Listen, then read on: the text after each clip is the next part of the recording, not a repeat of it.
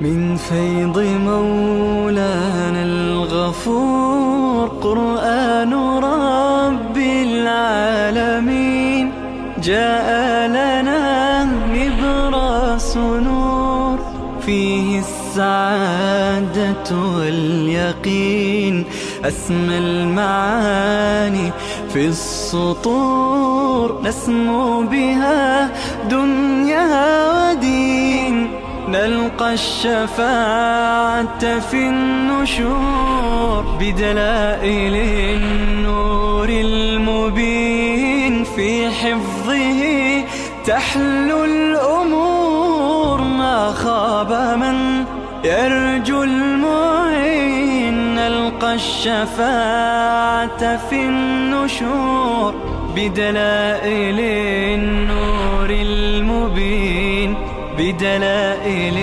النور المبين.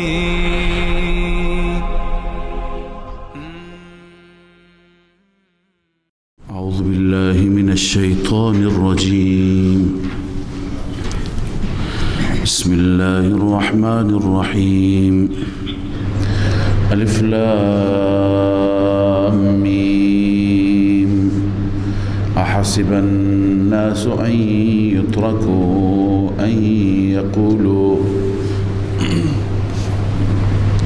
أن يقولوا آمنا وهم لا يفتنون ولقد فتنا الذين من قبلهم فليعلمن الله الذين صدقوا وليعلمن الكاذبين.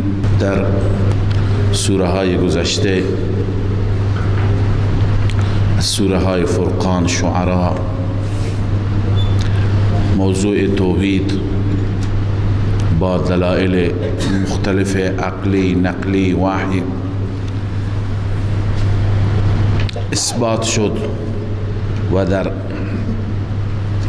آخرین سوره گذشته، سوره قصص، ما این مطلب را خواندیم که به خاطر توحید بر موسی علیه السلام مصائبی آمد که موسی علیه السلام مردانه تحمل کردند، مصائب را برداشت کردند. حال در سوره عنکبوت می‌خوانیم که این مشکلات تنها بر موسی نیامد، بر شما مؤمنین، بر شما اهل حق و اهل توحید خواهد آمد. شما هم باید برداشت کنید، شما هم باید تحمل کنید. در سوره عنکبوت در آغاز این سوره الله تعالی همین مطلب را می فرماید که ای مؤمنان، ای اهل حق، ای اهل توحید، شما مپندارید که فقط این مشکلات بر موسی آمد، بر پیامبران و پیامبر آمد، بلکه بر همه این مشکلات آمده و بر شما هم می آید. لذا شما باید تحمل کنید. چنانچه الله تعالی می فرماید احسب الناس ان یترکوا ان یقولوا آمنا. آیا مردم گمان کردند که رها کرده می شوند، ان یترکوا به حال خود رها کرده می شوند به صرف اینکه، به محض اینکه بگویند آمنا، ان یقولوا آمنا، اینکه آمنا بگویند به حال خود رها کرده می شوند، استفهام انکاری هست، یعنی نه، رها کرده نمی شوند. آیا فکر کردن رها کرده می شوند و هم لا یفتنون، و آنان به انواع مصائب گرفتار نمی شوند، در فتنه ها مبتلا نمی شوند؟ انواع مشکلات، انواع مصائب، انواع فتنه ها بر اونها هم خواهد آمد. ولقد فتنا الذين من قبلهم. الله می فرماید همانا ما آزمودیم، امتحان کردیم آنانی را که قبل از اینها بودند، یعنی امتهای پیشین، امتهای گذشته فلیعلمن الله الذین صدقوا ولیعلمن الكاذبین.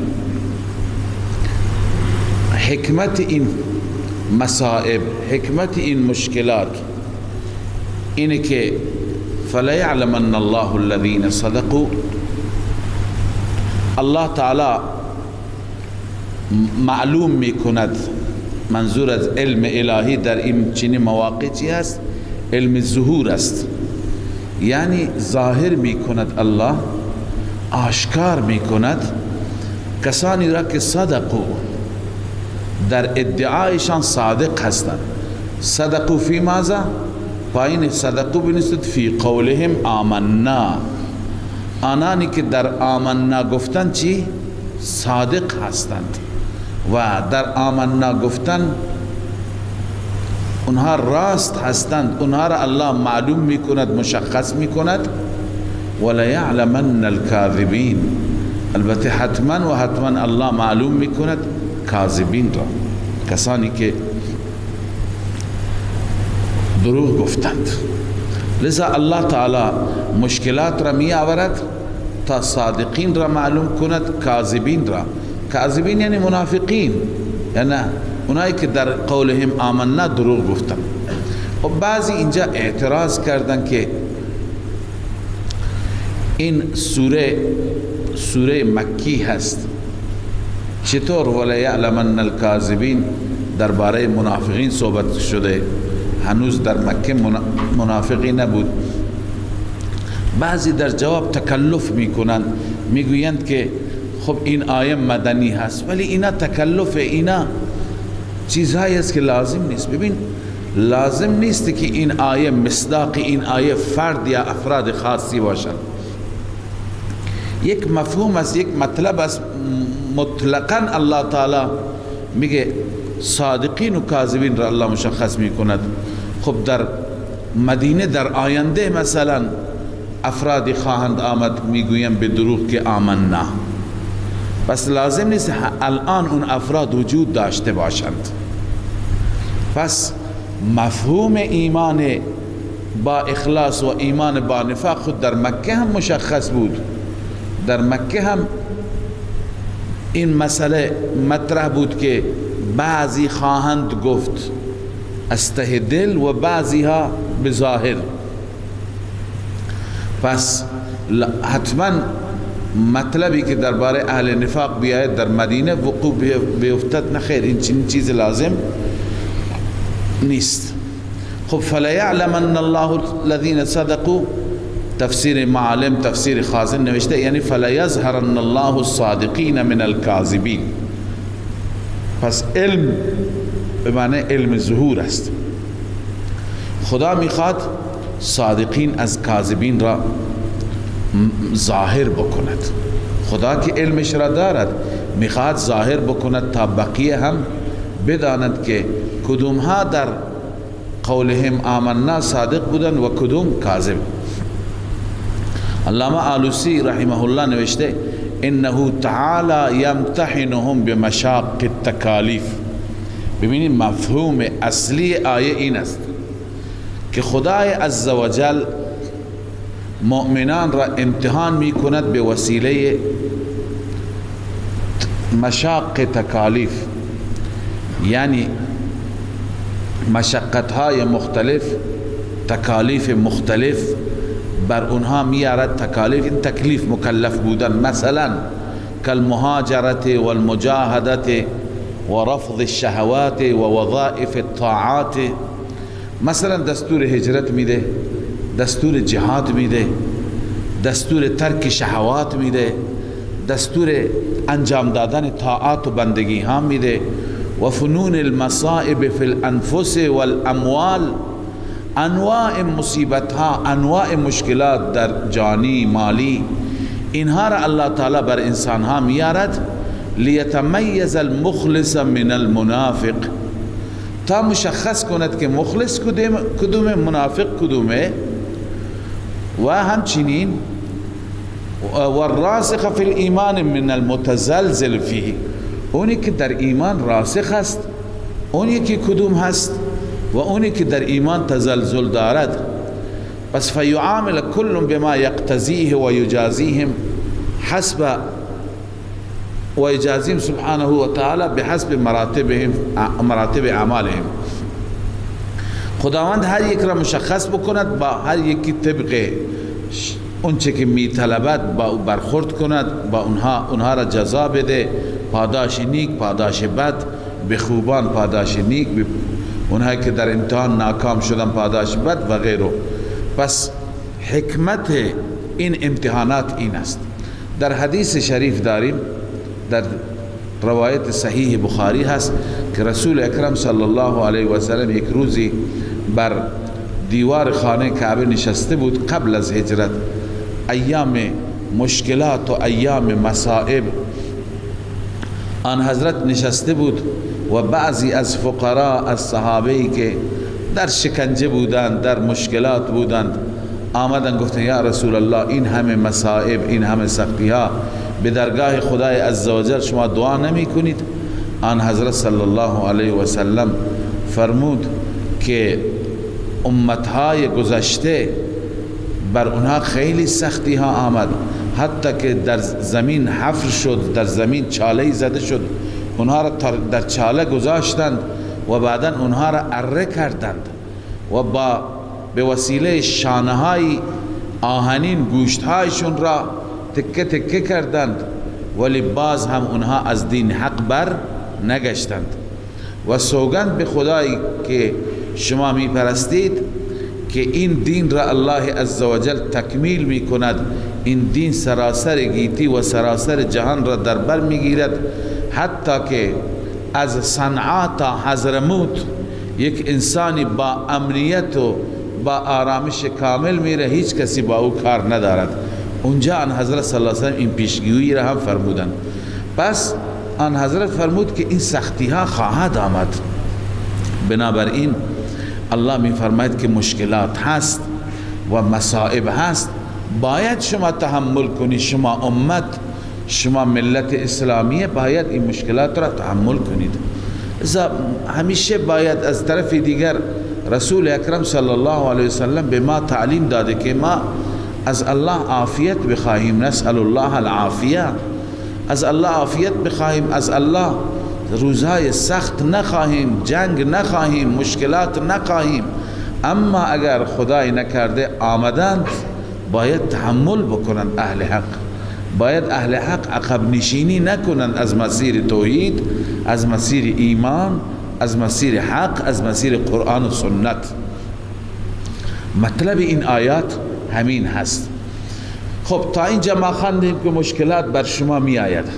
حال روی سخن به طرف کفار، اونهایی که بر شما مشکلات می آورند، اونهایی که ظلم می کنند، اونهایی که ستم می کنند، الله می فرماید اونها فکر نکنند که از عذاب ما نجات می یابند، اونها فکر نکنند که از پیش ما در میرند، نه، به حساب اونها هم خواهیم رسید.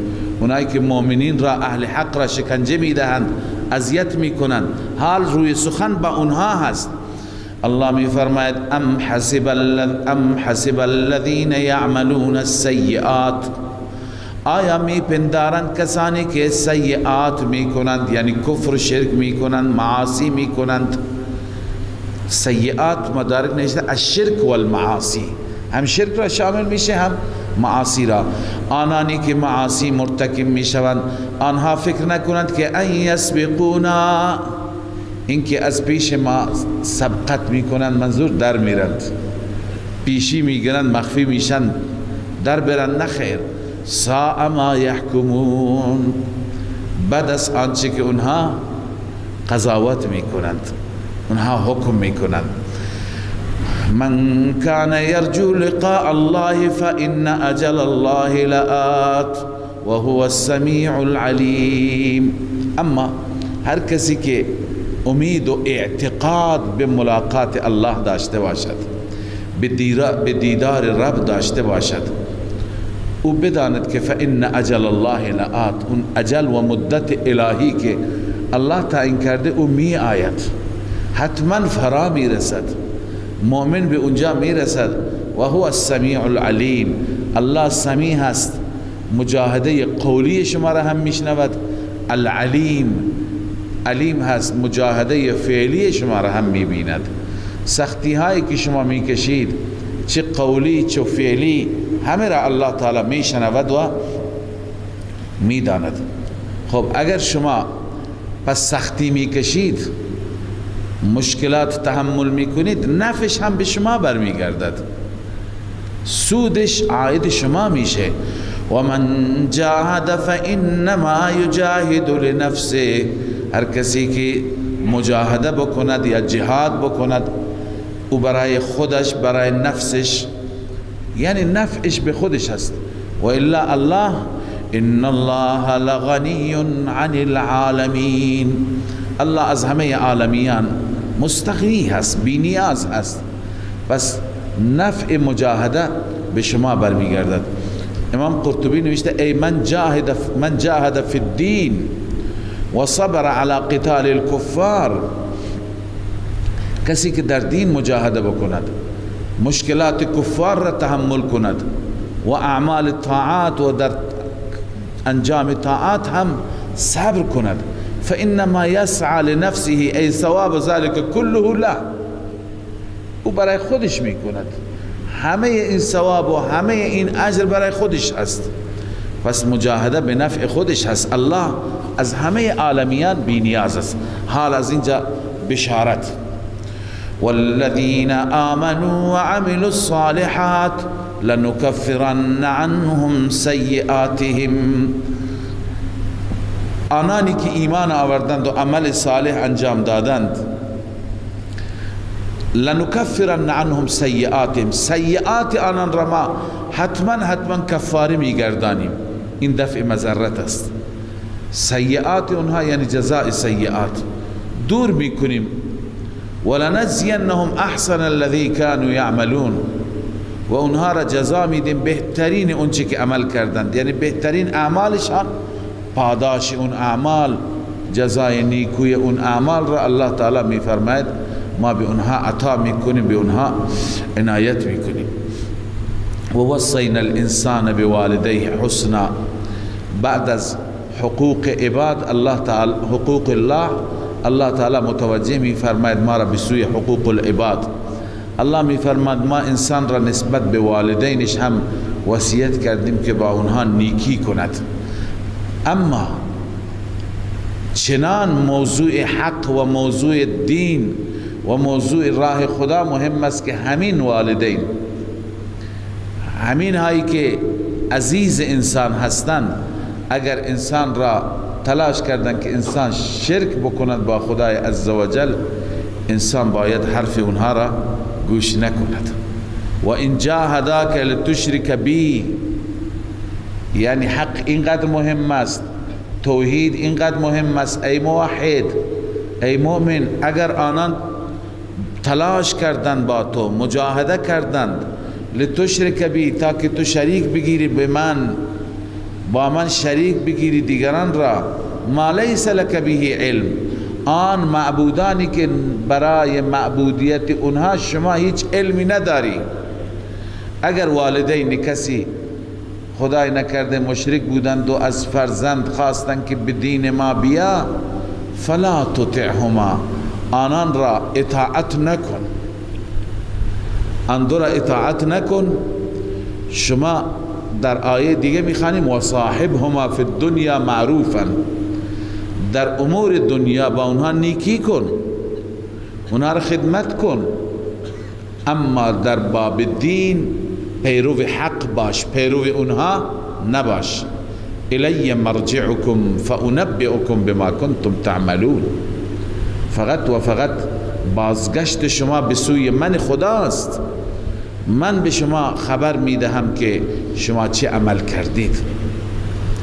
بعضی میگویند که این آیه درباره حضرت سعد ابن ابی وقاص رضی الله تعالی عنه است، گرچه مطلب آیه عمومی هست، شامل هر که میشه، ولی یکی از مصادیق سعد میتونه باشه. حضرت سعد رضی الله تعالی عنه وقتی که ایمان آورد، مادرش متوجه شد، مطلع شد، مادرش گفت که سعد دین من را ترک کرده، لذا من خودکشی میکنم اگر سعد دین من را تا زمانی که بدینم بر نگردد. لذا سعد را خواست و گفت که تو این دین جدید را قبول کردی؟ سعد گفت بله من قبول کردم. گفت که باید برگردی، من مادرت هستم، به تو دستور میدم. گفت مادر من بر نمیگردم، این راهی که من انتخاب کردم این راه حق است. مادر سعد، چون سعد از فرزندان کوچکتر مادر بود یا فرزند اصلی و خادم خاصش بود که با مادرش رابطه خاصی داشت.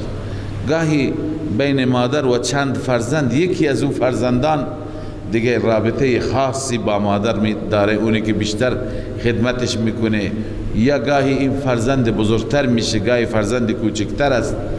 لذا سعد با مادرش چنان رابطه عاطفی داشت و بر سعد هم سخت بود. مادرش سوگند خورد به لات و عزات، به بتهای خودش که تا زمانی که تو بر نگردی من دهان به غذا و به آب نمیزنم. اعتصاب غذا کرد به اصطلاح و گفت که از سر آفتاب هم تو خونه نمیام. مادر سعد رفت به گرمی روی آفتاب نشست و چیزی نخورد. بر سعد رضی الله تعالی عنه بسیار سخت شد که مادر به این صورت داره عمل میکنه. مادر گفت یا من باید بمیرم یا اینکه تو باید برگردی به دین من. لذا سعد فکر کرد که چیکار بکنه. مادر رفت، 2 روز ماند، 2 روز هیچ نخورد، نه آب خورد نه نان خورد نه غذا خورد و سر آفتاب نشسته بود. آخر سعد رفت پیش مادرش، گفت مادر شما یک جان داری، اگه 100 جان داشته باشی و این 100 جان را همه را تلف بکنی، همه را از بین ببری، که بخواهی من را منصرف بکنی، من از راه حق بر نمیگردم ولو که بمیری. یعنی به مادرش اطمینان داد. بعد از اینکه مادرش مایوس شد، دید که سعد چنان بر موضع خودش سخته، بعد از 2 روز آمد به خونهش و چیزی خورد. دیگه ناامید شد، دید که از این خیری به عرض کنم گمان او و طبق عقیده او نیست. سعد عقب نشینی نمی کند. لذا الله تعالی این آیه را نازل فرمود. بعضی گفتند و بعضی گفتند که نه، مطلق است، یکی از مصادیقش اونه. لذا الله می فرماید اگر اون پدر و مادر تلاش کردن تا به من شریک بگیری، هیچ وقت این کار را نکن. پس ببینید الان مناسبتش با گذشته هم معلوم شد که شما در راه الله و در راه توحید استقامت کنید، ولو اینکه مثل امتهای گذشته بر شما اره بکشند، ولو اینکه عزیزترین کسان شما مثل پدر و مادر هم شما را مجبور کنند، ولی شما اطاعت در باب توحید، در باب حق و مسیر حق از اونها اطاعت نکن. والذین آمنوا وعملوا الصالحات لندخلنهم فی الصالحین. بازم بشارت، آنانی که ایمان آوردند و عمل صالح انجام دادند، قوه اعتقادی و قوه عملی، لندخلنهم فی الصالحین، حتما ما آنها را در صالحین داخل میکنیم. ببین کسی که ایمان و عمل صالح داشته باشه خودش جز صالحین است. لندخلنهم فی الصالحین یعنی چه؟ مفسرین گفتن یعنی در بهشت، در درجات صالحین، چون بهشت درجات متفاوتی دارد. یکی درجه عموم مؤمنین هست، یکی درجه صالحین هست. لذا در درجات صالحین در بهشت اونها را ما داخل میکنیم. و من الناس من یقول آمنا بالله فاذا اوذی فی الله جعل فتنة الناس كعذاب الله. اینجا الله تعالی زجر و توبیخ بیان می کند بر اونایی که ایمان نشان ایمان به زبان است، ایمان از ته قلب نیست، یا اینکه ضعیف الایمان هستند، با اندک مشکلی جا خالی می دهند، با اندک فشاری از مسیر حق بر می گردند. این آیات، مصداق این آیات در زمان پرفتنه ما زیاد هست. این آیات به ما میگه که هر چند مشکلات باشد، هر چند اهل باطل روزمار اونها باشد، دور اونها باشد و همه امکانات و حرف اول را اونها بزنند، شما ذره از مسیر حق عقب نشینی نکنید. لذا الله می فرماید و من الناس من یقول آمنا بالله، بعضی از مردمانی هستند که میگویند ایمان به خدا آوردیم. فاذا اوذی فی الله، زمانی که آنها اذیت و آزار میشوند، شکنجه داده میشوند، فی الله در رابطه با الله، ای فی توحید الله، تفسیر مدارک، چون اختلاف توحید و شرک بود. در رابطه با توحید الهی آنها اذیت میشوند. جعل فتنة الناس كعذاب الله، آنها شکنجه مردم را مثل عذاب خدا میپندارند. یعنی اینکه 4 تا شلاق میزنند اونها را اگر آویزان میکنند و شکنجه میدهند، این را مثل عذاب خدا میداند، بر میگردد، در حالی که عذاب خدا چی؟ کجا؟ و این شکنجه انسان ها کجا؟ این زود تمام میشه. جعل فتنة الناس كعذاب الله. علامه آلوسی نوشته نزلوا ما يصيبهم من اذیتهم منزلة عذابه تعالی، اون چی که بهشون میرسد از اذیت و آزار، این را به منزله عذاب خدا میدانند. فجزعوا من ذلك، زود از این چیکار میکنند؟ داد و فریاد میکنند، بی صبری میکنند. ولم یصبروا علیه، صبر نمیکنند. و اطاعوا الناس، مردم را اطاعت میکنند. و کفروا بالله تعالی، کفر میکنند. به عنوان مثال در بسیاری از بلاد اسلامی حکومتهای کفر و اهل کفر میاند، گاهی غلبه پیدا میکنند.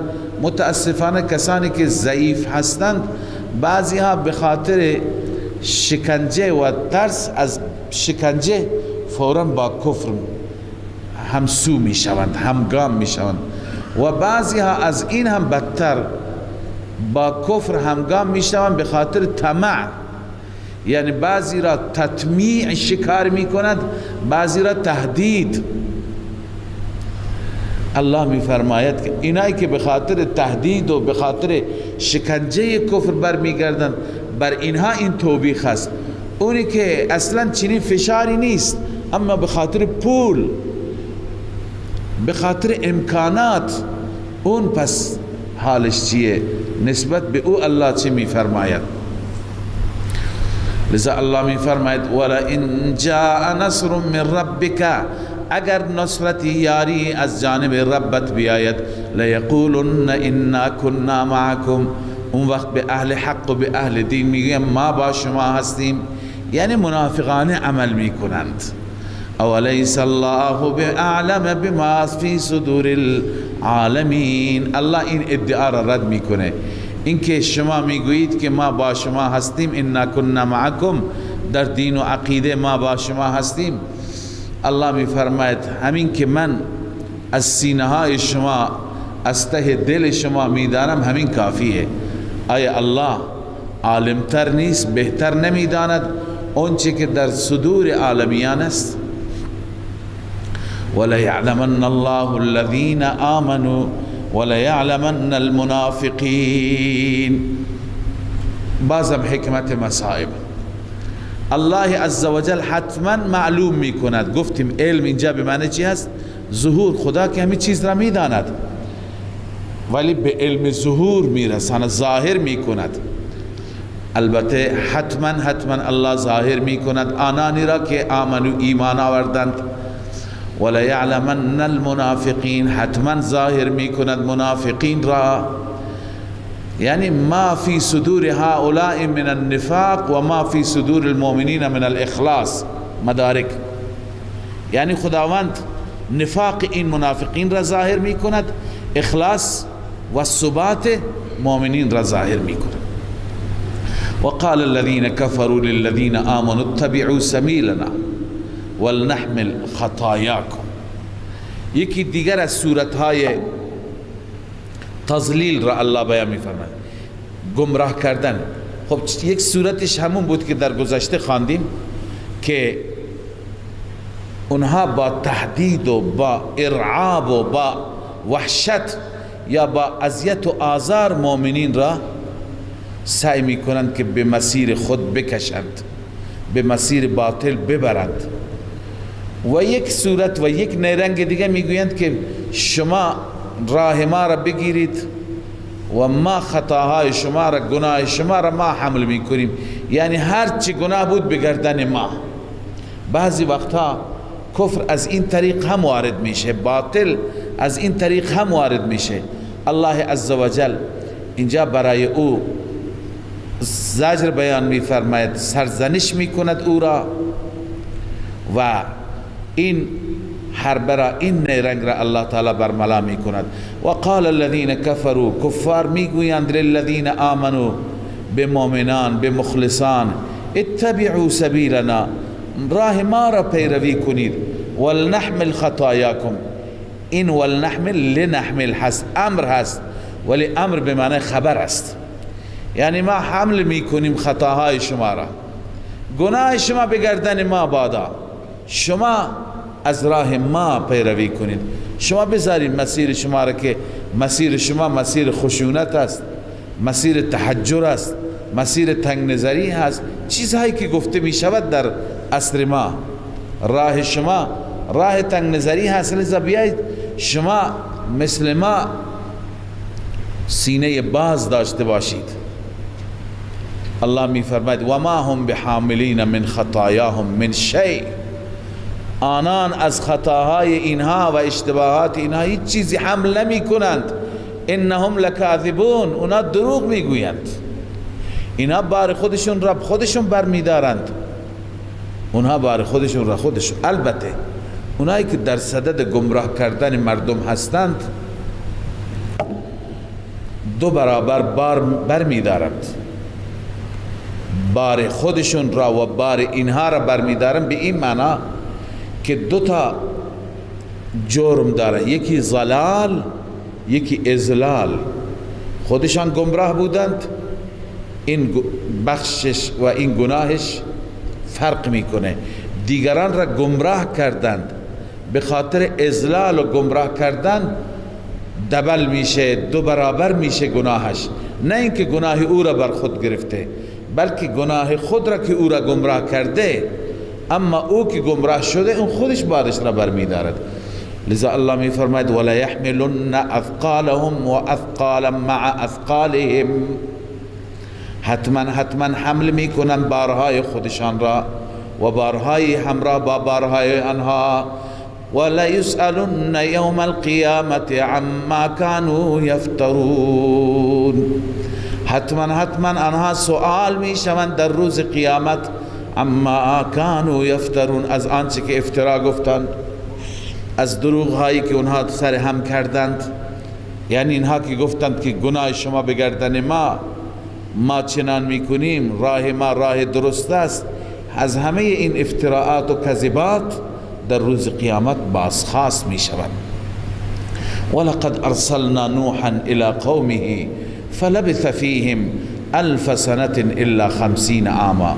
ما در این آیات خواندیم که سختی ها می آید ای مؤمنان، مشکلات می آید، مشکلات را تحمل کنید. الان الله تعالی نمونه و الگو بیان می کند، الگوی تمام مصائب و سختی ها سیدنا نوح علیه السلام. سبحان الله، پیامبران الهی چه مشکلاتی را تحمل کردند. مشکل دنیا، مصیبت دنیا مصیبت نیست، مشکل نیست، زود گذر است، تمام شدنی است. اصل مصیبت خدا نیاره مصیبت آخرت است. که یک انسانی برای همیشه در جهنم بیفتد، یک انسانی برای همیشه به عذاب و به گرفتاری آخرت گرفتار بشه. لذا اگر در دنیا واقعا مشکل بود، مصیبت بود، الله تعالی بر پیامبران، اونم پیامبران اولوالعزم نمی آورد. چه روزهای سختی را گذراندند.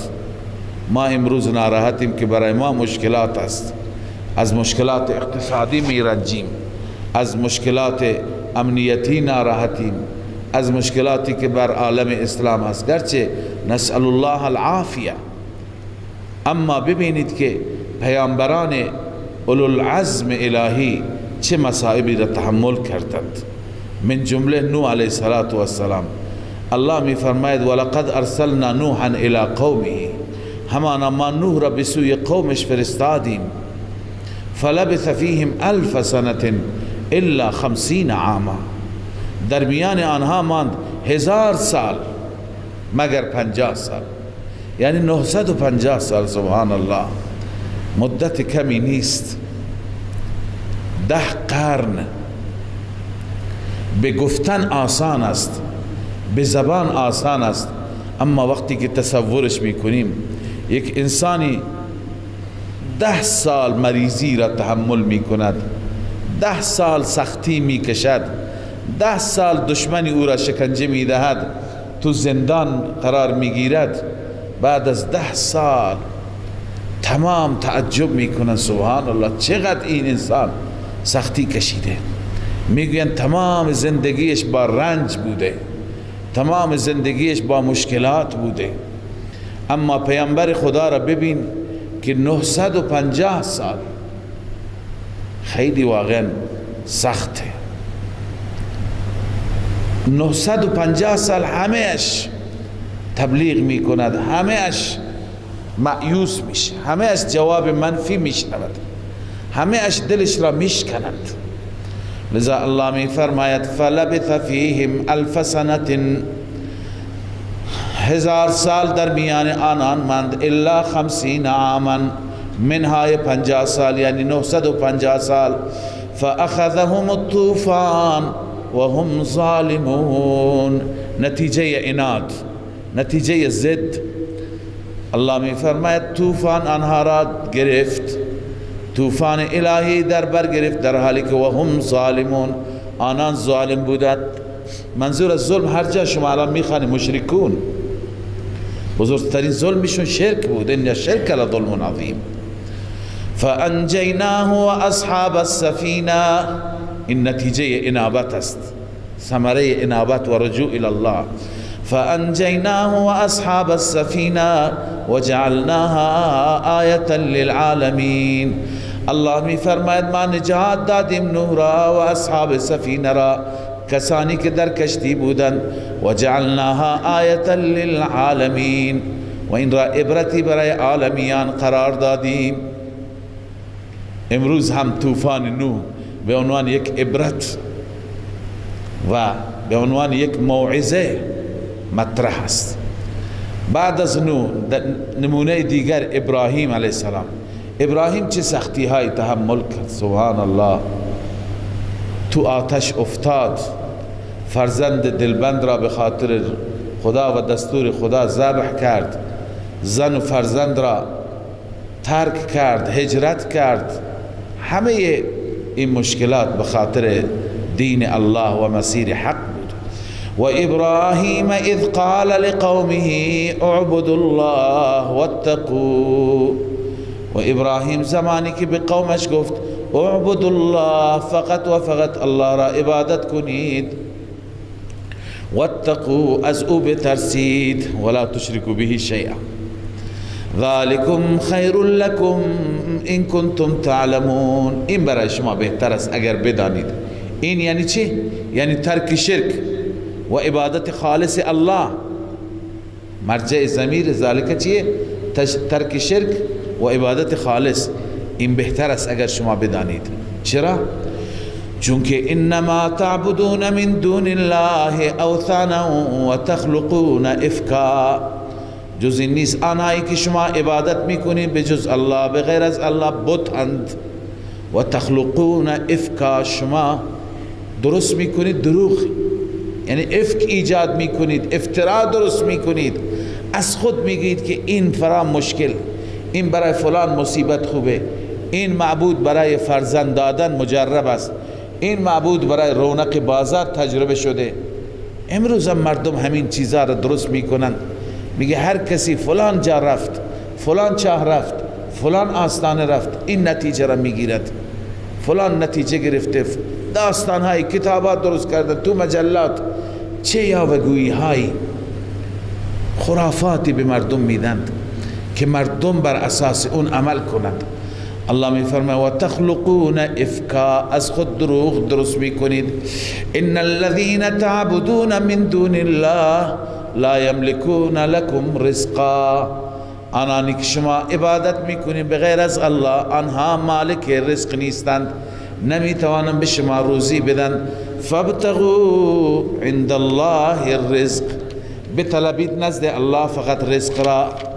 واعبدوه واشکروا له الیه ترجعون، فقط او را عبادت کنید، سپاسگزار او باشید، شاکر او باشید. چرا؟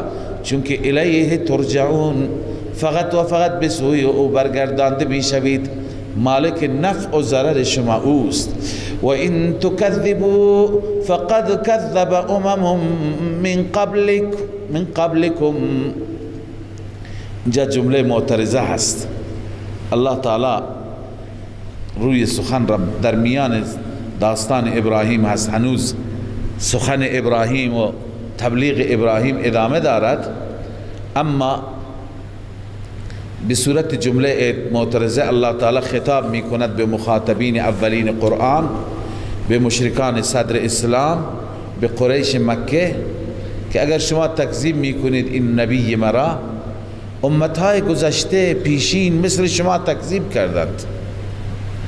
فریضه پیغمبر فقط ابلاغ هست، پیام خدا را رساندن است، لذا شما ضرری به پیغمبر نمی رسانید، ضرر مال خودتونه. و ان تکذبوا فقد کذب امم من قبلكم، اگر شما تکذیب میکنید همانا تکذیب کردند امتها قبل از شما. و ما علی الرسول الا البلاغ المبین، و بر رسول نیست مگر فقط و فقط رساندن آشکار، پیام خدا را آشکارا صاف و شفاف میرساند و بس. اولم یروا کیف یبدئ الله الخلق ثم یعیده ان ذلك علی الله یسیر. الله دلیلی ذکر می فرماید بر اثبات توحید. آیا نمی بینند که چگونه الله تعالی از ابتدا مخلوق را پیدا کرد؟ ابتدا کی آفرید؟ خب اینها هم می دانند که الله آفرید.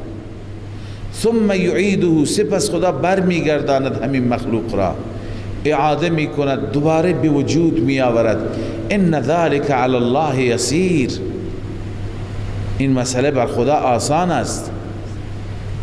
خلق مجدد، اعاده مجدد.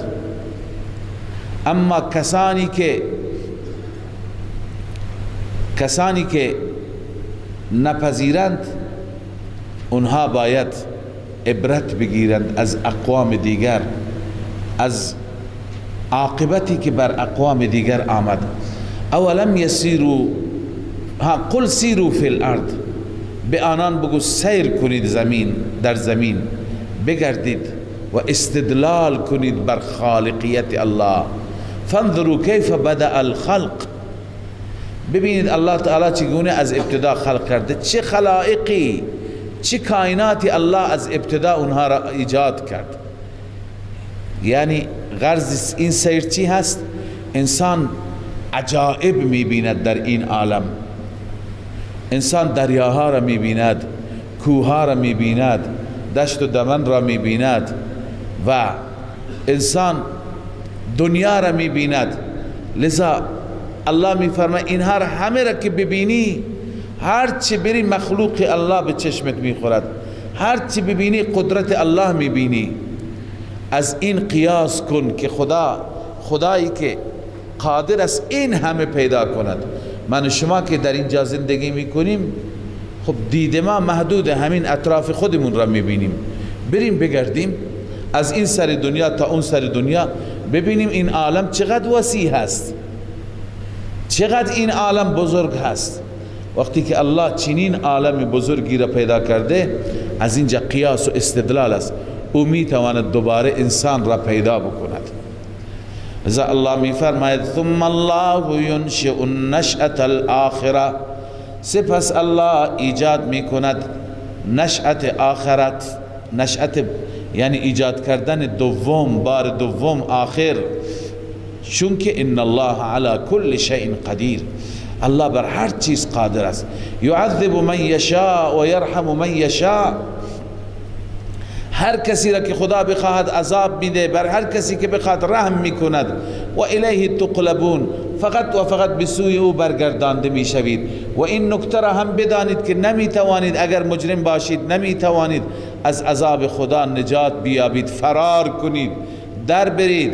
و ما انتم بمعجزین فی الارض ولا فی السماء، نیستید شما عاجز کننده در زمین و نه در آسمان. خب این خدایانی که برای اونها شتر کشتیم چه؟ این خدایانی که برای اونها نذر و منت دادیم، اونها را فریاد زدیم، نفی شفاعت قهری.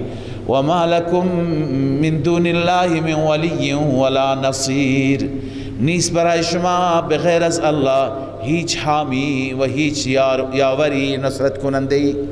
ولی که حامی شما باشد، از شما حمایت کند و شما را یاری کند، در مقابل عذاب الله نیست. حال الله تعالی اینجا که فرمود یعذب من یشاء و یرحم من یشاء، مصداق یعذب را بیان می فرماید. اونایی که خدا عذاب میده کیا هستند؟ والذین کفروا بآیات الله ولقائه اولئک یئسوا من رحمت الله، اینها مصداق یعذب هستند. اونایی که الله عذاب میده کسانی هستند که کفروا بآیات الله، به آیات الهی کفر کردن. و بالخصوص و لقائه، ملاقات خدا. ببینید بعضی مردم هستند مشرکان، خدا را قبول دارند، آیات خدا را هم قبول دارند. مثلا از اونا بپرس که کی آسمان را پیدا کرده؟ میگه خدا. کی زمین را، کوه را؟ میگه خدا. در قرآن هم هست ولئن سألتهم من خلق السماوات والارض لیقولن الله.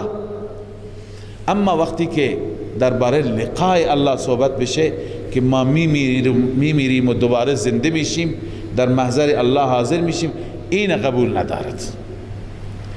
پس ولقائه بویژه اونهایی که منکر قیامت هستند، منکر ملاقات با الله هستند. اولئک یئسوا من رحمتی، اینها از رحمت من ناامیدند. و اولئک لهم عذاب علیم، این انسان ها برایشان عذاب دردناک است. علی ای حال این در وسط جمله معترضه بود. موعظه ابراهیم را خواندیم. بعضی گفتن اینا جز موعظه ابراهیم هستند، بعضی گفتن ادامه سخنرانی ابراهیم هست.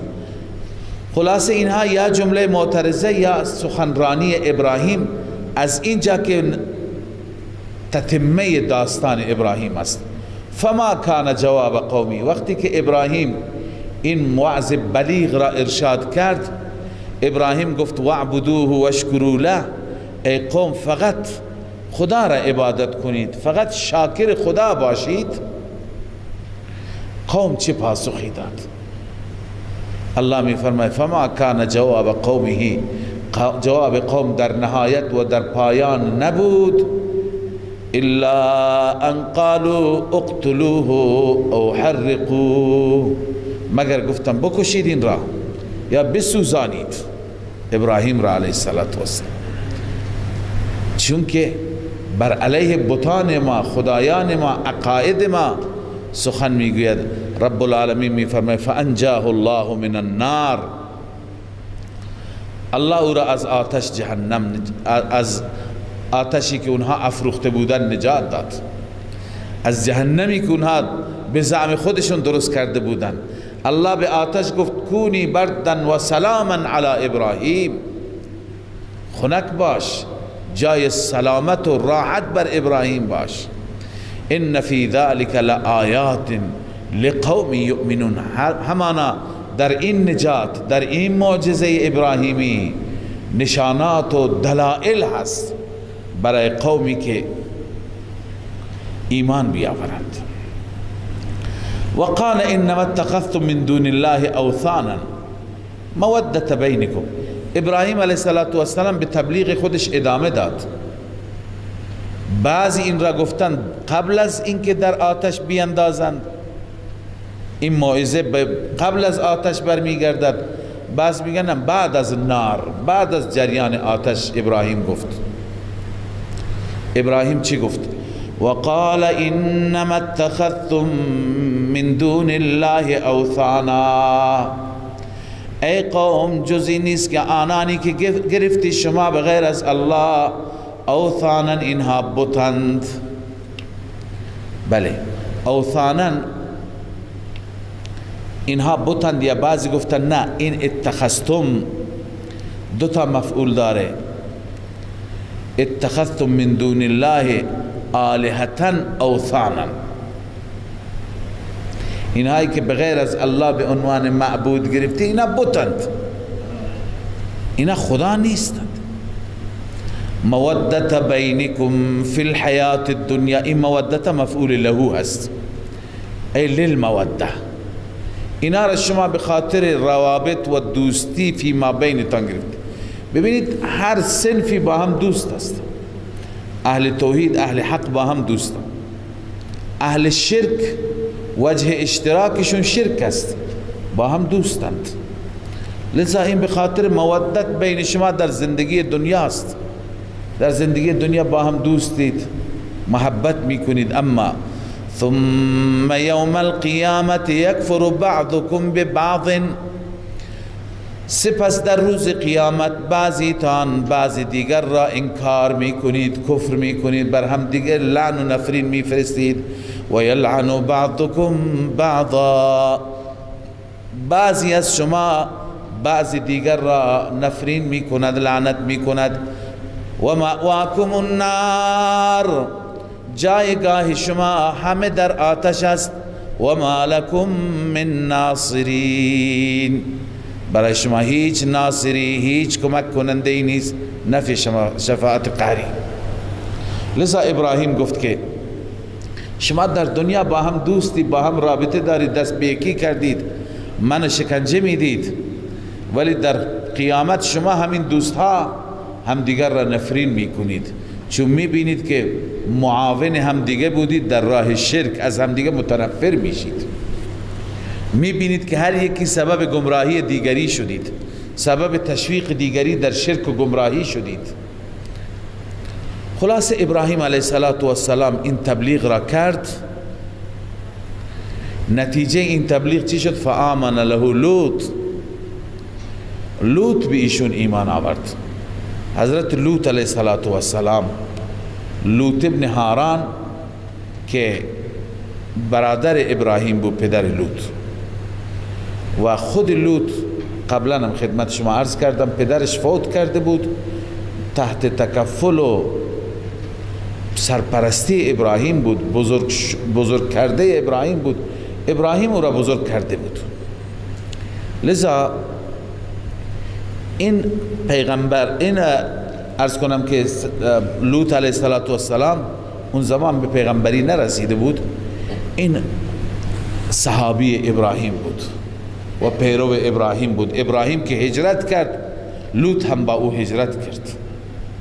لوط و ابراهیم و ساره که همسر ابراهیم، این سه نفر هجرت کردند.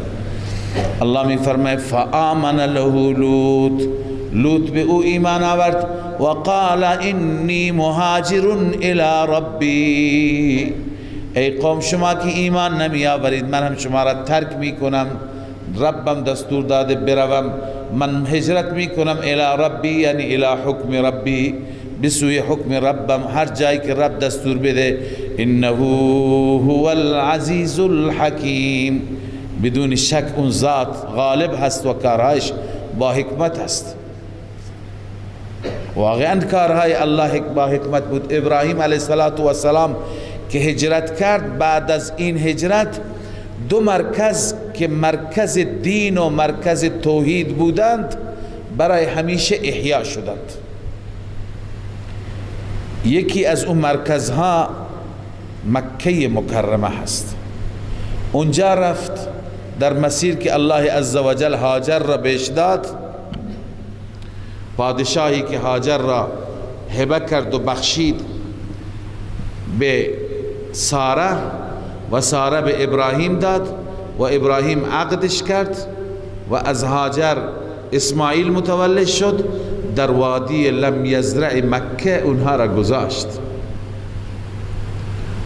و اون سبب چشمه دین شد، سبب آبادی شد.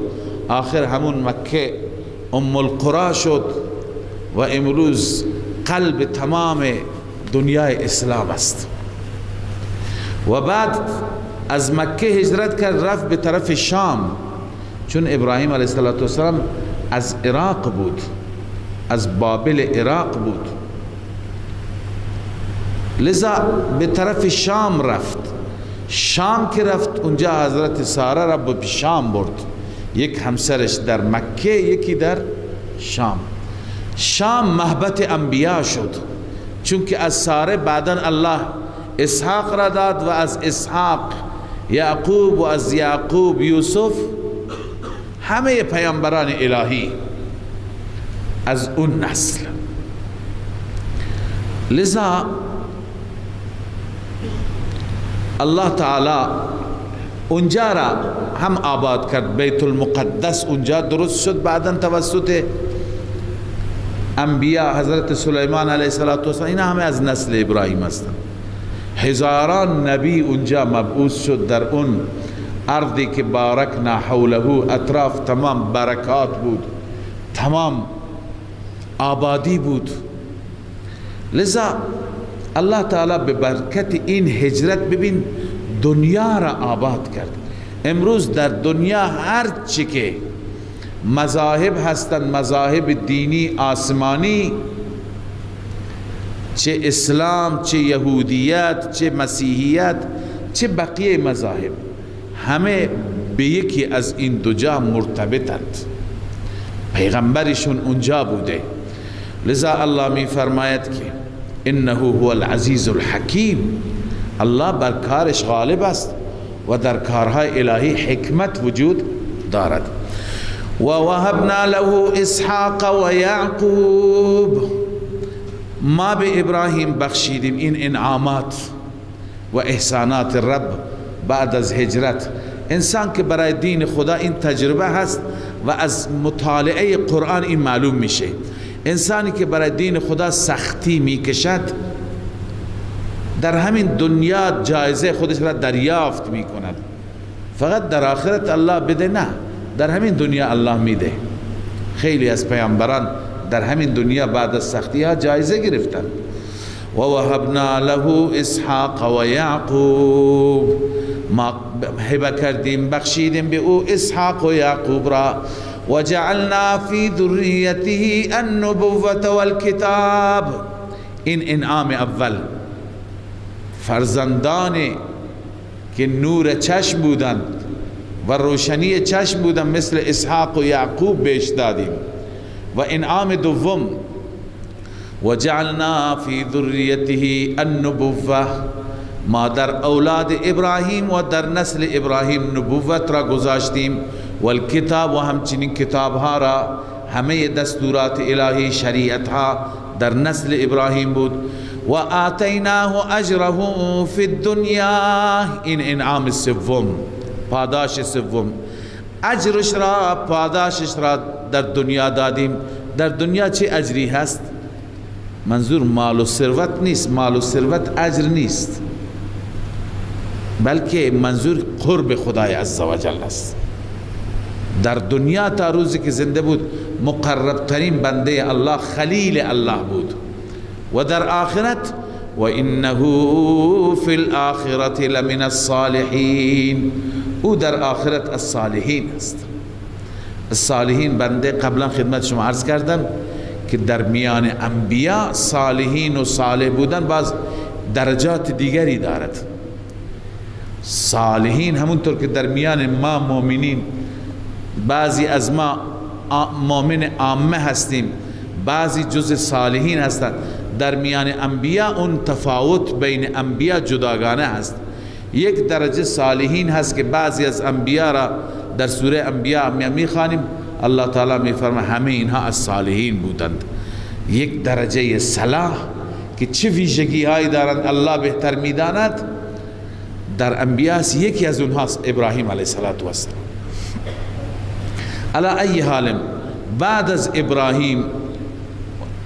ابراهیم نه، در همان زمان ابراهیم لوط علیه السلام را هم الله تعالی به طرف صدوم، که صدوم هم نزدیک شام بود، الله تعالی مبعوث کرد. و لوطا اذ قال لقومه، زمانی که به قومش گفت، اون قومی که در میان اونها زندگی کرد و زنم از اونها گرفت، انکم لتأتون الفاحشه، ای قوم شما مرتکب فواحش می شوید، چنان فاحشه ای که ما سبقکم بها من احد من العالمین، سبقت نکرده از شما بها یعنی به اون فاحشه، من احد من العالمین، هیچ یک از عالمین، یعنی قبل از شما این کار را هیچ که انجام نداده. این کار بی حیایی را که شما دارید اون چیه؟ اینکم لتأتون الرجال، این بیان فاحشه هست. اینکم لتأتون الرجال، آیا شما پیش مردان می آیید؟ منظور هم جنس بازی، هم جنس گرایی، مرد تمایل به طرف مرد داشته باشه. قبل از این قوم هیچ کسی از انسانها، و قبلا خدمت شما عرض کردم حتی از حیوانات هم این را نداشته. بلا نسبت گاهی شاید حیوانات را دیدید که یک حیوان نر وقتی که دنبال ماده میگردد اشتباهی به طرف حیوان نر میره، از پشت بویش میکنه، وقتی که احساس میکنه که این مثل من هست، مذکر هست، نره، ترکش میکنه. حیوانات هم به این مرض و به این بلا گرفتار نشدن، اما متاسفانه انسان ها وقتی که فطرت بشری و فطرت انسانی را از دست میدهند، میبینیم که تمایل به جنس دارند، هم جنس باز میشوند.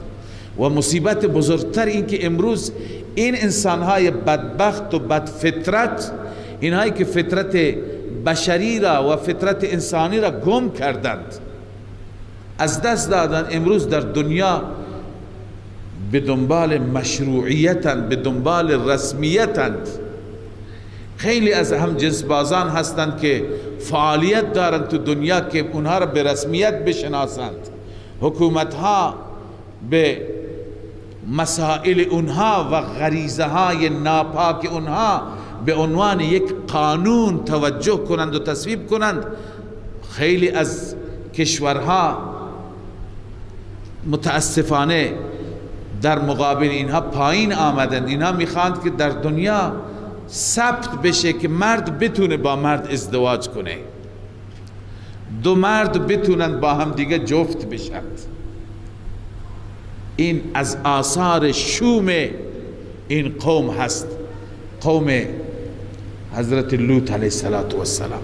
لذا لوط به اونها گفت که اینکم لتأتون الرجال، آیا شما پیش مردان می آیید؟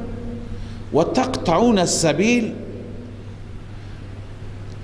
تقطعون السبیل، راه را قطع می کنید. به چه معنا؟ این دو تفسیر براش کردن.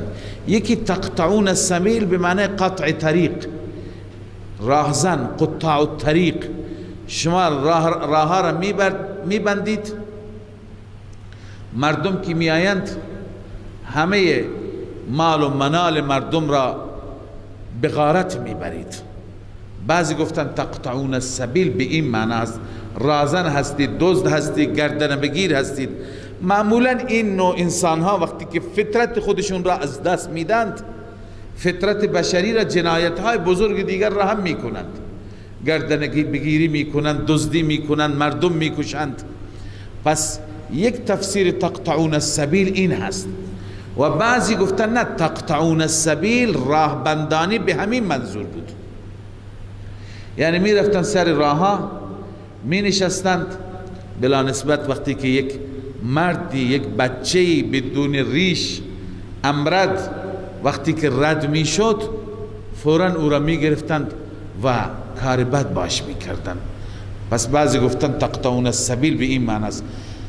علامه نصفی هر دو را نوشته تقطعون السبیل بالقتل و اخذ المال، راه بندانی میکنید یعنی مردم را میکشید، مالشون را میگیرید، کما هو عمل قطاع الطریق. و بعضی گفتن نه، وقیل اعتراضهم الصابل بالفاحشه، اینها سر راه مزاحم مردم میشدند که هر کسی را گیر می آوردند و با او عمل بد انجام میدادند. و تأتون فی نادیکم المنکر، در جلساتتون کارهای بی‌حیایی را علنی انجام میدید. انسان وقتی که فطرتش خراب باشد، انسان وقتی که فاسد بشه خب کار منکر انجام میده، اما خیلی که فطرتش مسخ بشه علنی انجام میده. در جلسات هم دیگر بعضی حداقل ذره از حیا هنوز هست که میرن مخفیانه انجام میدند، اما بعضی ها نه، ابایی ندارند، باکی نیست، علنی. امروز در اروپا همین بدبختی هست که حضرت لوط علیه السلام میفرماید، یعنی منکرات، فواحش در خانه هایی، در مراکزی علنی انجام میگیرد، جلوی هم دیگه مثل لخت مادرزاد هستند، هیچ از همدیگه خجالت هم نمیکشند. انسان وقتی که فطرتش خیلی پست باشد، خیلی خراب بشه، لذا این چنین میشه. حضرت لوط علیه السلام مفاسد و اشکالات را داره برمی شمارد، می فرماید و تأتون فی نادیکم المنکر، در جلساتتون منکر انجام میدید، نه اینکه بعضی ها مخفیانه انجام میدن، نه، حیا کلا از بین رفته. اما قوم چه جوابی داشت؟ فما كان جواب قومه الا ان قالوا ائتنا بعذاب الله. اناد قوم پاسخی نداشت، جوابی نداشت مگر گفتند ائتنا بعذاب الله، عذاب خدا را بیار، ان کنت من الصادقین، راست میگی پیغمبر خدا هستی، بیار عذاب. آخر سیدنا لوط علیه السلام مجبور شد پیش الله عزوجل مناجات کرد، قال رب انصرنی علی القوم المفسدین، بار الها مرا یاری کن بر این قوم مفسد، اینایی که اعتقادا و عملا به فساد گرفتار شد. بعدن که عذاب آمد، تفصیل عذاب را ما در هم سوره هود خواندیم، هم سوره های دیگر، اینجا هم به صورت خلاصه تر میخوانیم. ولما جاءت رسلنا ابراهیم بالبشرا، زمانی که پیامبران ما، فرستاده شدگان ما یعنی فرشته ها آمدن پیش ابراهیم به همراه با بشارت، مجده برای ابراهیم هم داشتن، مجده ولادت سیدنا اسحاق علیه السلام.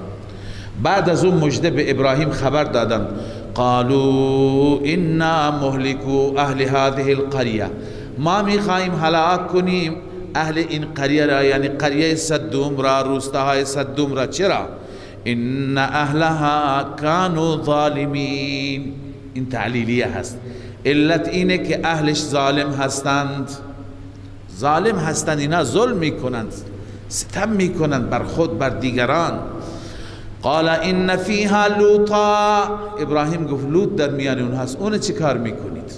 خب در آیات دیگه شما به تفصیل خواندی که ابراهیم بحث کرد با اونها، ان ابراهیم لأواه حلیم، گفت یک مهلت دیگه شما فعلا عذاب ندید، شاید توبه بکنند، ولی اونها گفتن نه فیصله شده، چیزی که خدا فیصله بکنه هیچ کس جلویش را نمیتونه بگیره. قال ان فيها لوطا قالوا نحن اعلم بمن فيها، ما بهتر میدانیم چه کسی در اون روستا هست. لننجینه و اهله، حتما او را نجات میدیم و اهل و عیالش را، الا امرأته، مگر همسرش، کانت من الغابرین، از غابرین هست، از اونهایی که بازماندگان به اصطلاح، اونجا که باید بماند، چون اهل شرک بود، اهل نفاق بود.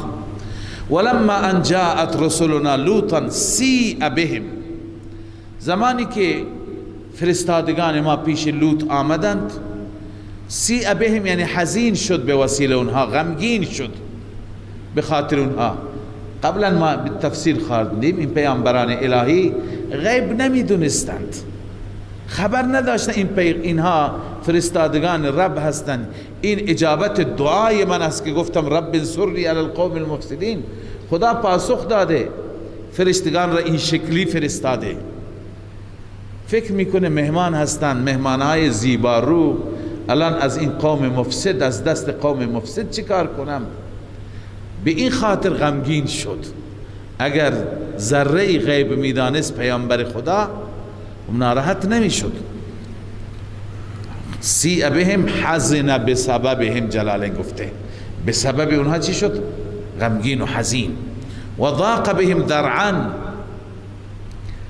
از نظر قلب، از نظر سینه، سینهش تنگ شد، یعنی دلش گرفت، دلگیر شد. گاهی انسان وقتی که غمی پریشانی برش بیاد دلگیر میشه، احساس تنگی نفس حتی میکند.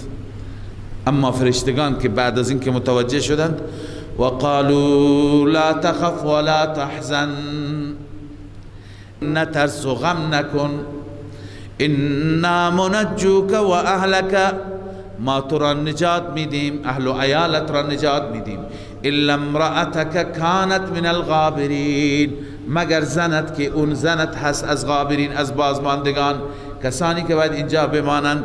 انا منزلون علی اهل هذه القریه، همانا ما فرود می آوریم، ما نازل می کنیم بر اهل این قریه، رجزا من السماء، عذابی از آسمان الله به ما دستور داده، بما كانوا يفسقون، این علت عذاب است، دلیل عذاب، به سبب فسقشان، به سبب خروج عن الطاعات، خروج عن الدين. الفسق ای الخروج، الخروج عن الطاعة، الخروج عن الدين، الخروج عن الإيمان. فسق به معنی عام هست، شرک را هم شامل میشه، کفر را هم شامل میشه، معصیت و گناه را هم شامل میشه. ولقد ترکنا منها آیة بینة لقوم یعقلون، ما از اون قوم نشانی واضحی گذاشتیم برای قومی که تعقل داشته باشند، یعنی مستفیدین، کسانی که از عقل و خرد کار بگیرند و از اون آثار بازمانده درس بگیرند. آیتا بینتا چی هست؟ قبلا این بحث هم آمده. بعضی میگن همون روستاهای سرنگون شده و ویران شده که به جا ماند.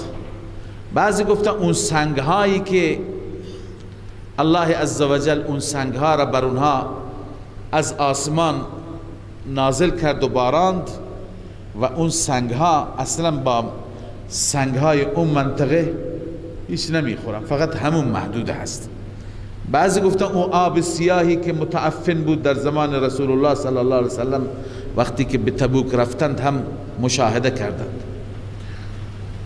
و میشه همه اینها را جز آیتا بینه قرار داد. خب این خلاصه داستان قوم لوط بود. همه را اونچه که شما به تفصیل در سوره هود خواندید و سوره اعراف خواندید، اینجا الله عزوجل به صورت خلاصه ذکر می فرماید. صدق الله العظیم.